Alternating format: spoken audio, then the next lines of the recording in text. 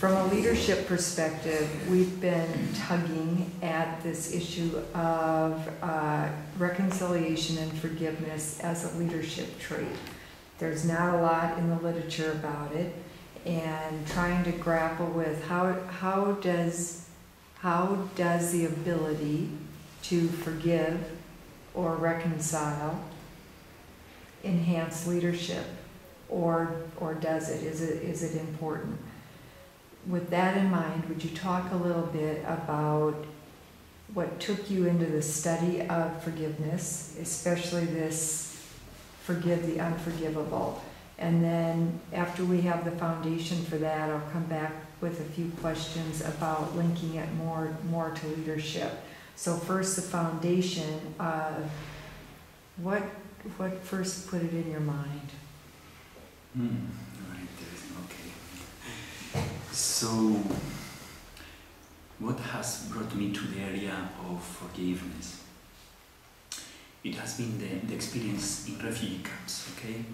They are okay. You meet people who are deeply traumatized, no? People who have suffered gross violations of human rights, crimes against humanity, war crimes, genocide.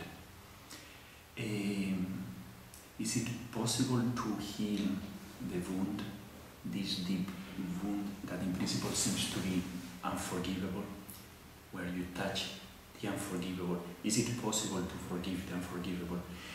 In our organization, JRS, we are in permanent touch with people who have suffered these radical wounds, where people are dehumanized, radically dehumanized by radical violence. What is the hope that these people have to rebuild their lives? Is there any hope? Is there any possibility of healing relationships? Is there any possibility of coming back to believe in human beings, that human beings are good by nature? The radical nature, radical truth of human beings is that they are good. That is our faith. We want to believe in that. But when you are confronted, they are confronted in first person by the radical violence of human beings done to other human beings, other fellows, then the bedrock, the basic faith in human being is broken. What is the capacity that human beings have, if any capacity is there, to reveal this faith in other human beings? That is fundamentally what makes a human being human. That is the radical question. We can elaborate a bit more about that later on. But now, how this experience of radical love, that is forgiveness, how this experience can be brought to the area of organizational development and leadership in organizations. Does the experience of forgiveness add a value to leadership? That is the question, no, that we are trying to address. And in principle, I would say yes. To say that forgiveness has a role in organizational development and functional leadership in organizations is to say, does love have any role to play in organizations, or love is a too soft concept for organizations? So that somehow we are turning the hard side of organizations to a lovey, too soft type of organization where, yes, it seems that the only thing that counts is a lack of seriousness.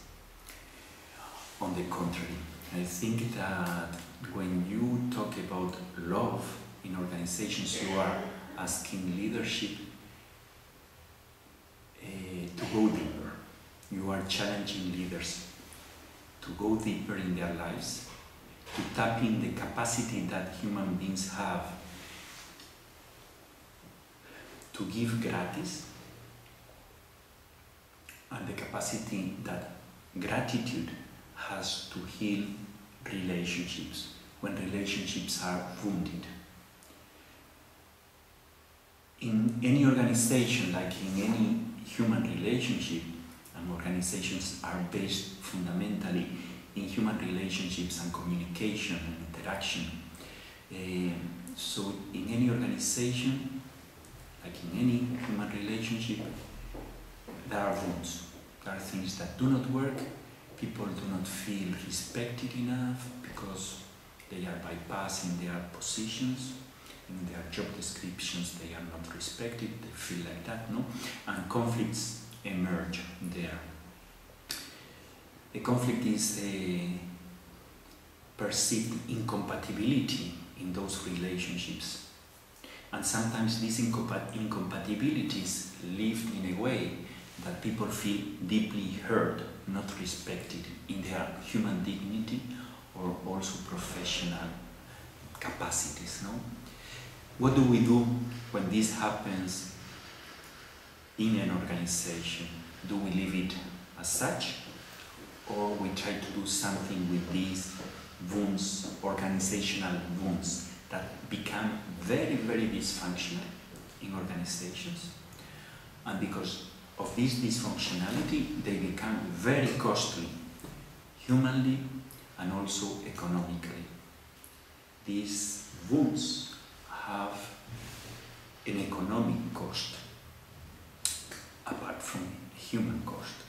So, do we have a type of leadership that is capable of tapping in the capacity that we human beings, leaders, and others in organizations have this capacity of love deeply, to heal those wounds and put that love at the service of a better, more functional, more happy organization? To be carrying the wounds and the pain, the suffering, existential suffering of workers in an organization is not functional, is not economically, how to say, profitable. So how do we deal with that? When we are talking about bringing love in organizations, we are talking about having happy workers, workers who can know, and leaders who can know how to deal with wounding conflicts in organization. We're asking leaders and shared leadership in organizations wisdom, deeper wisdom. So to tap in their human capacity to love, to heal, and to believe that they have inside this capacity. So we have been saying that, okay, love is something that belongs to the private area.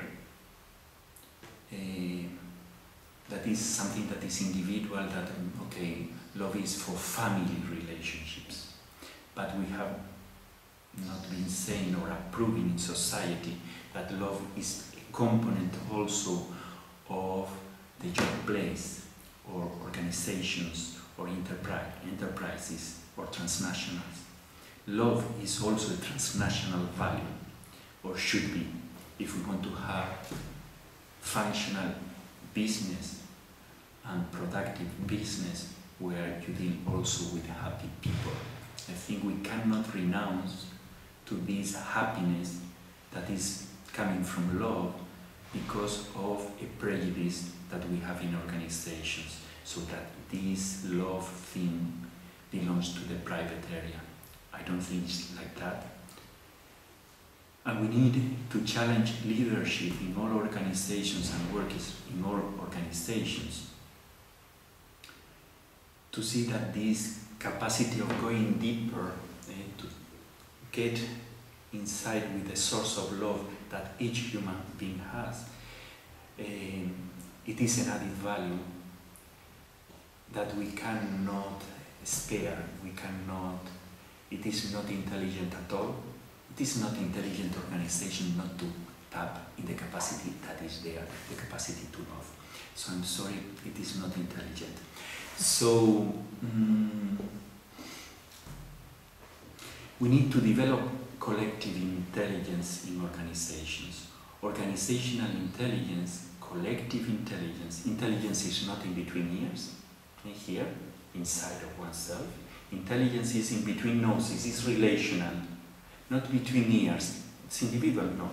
We need collective intelligence between noses, in dialogue with other people, so in permanent dialogue, active listening, empathetic answering, all that we need to develop in organizations. Otherwise, the organization is not going to be as functional as it could be, and not intelligent, emotionally intelligent, and to be giving also a service that every organization should give, that is happiness. People in an organization should be happy, and I think we need to go that step further in the conception of organizational development. We need to go to that goal. People in organizations have to be happy, and to be happy, we need to develop the collective intelligence that involves love. And love is the crucial factor, the underlying force that is present in the experience of forgiveness. Etymologically, the word forgiveness means for, excess is a prefix that means excess, give, forgive, excess, giving. Love means excess giving. We need to tap in this capacity of giving gratis, in excess,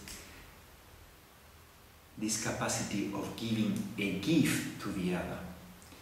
That is forgiveness, and that is also love.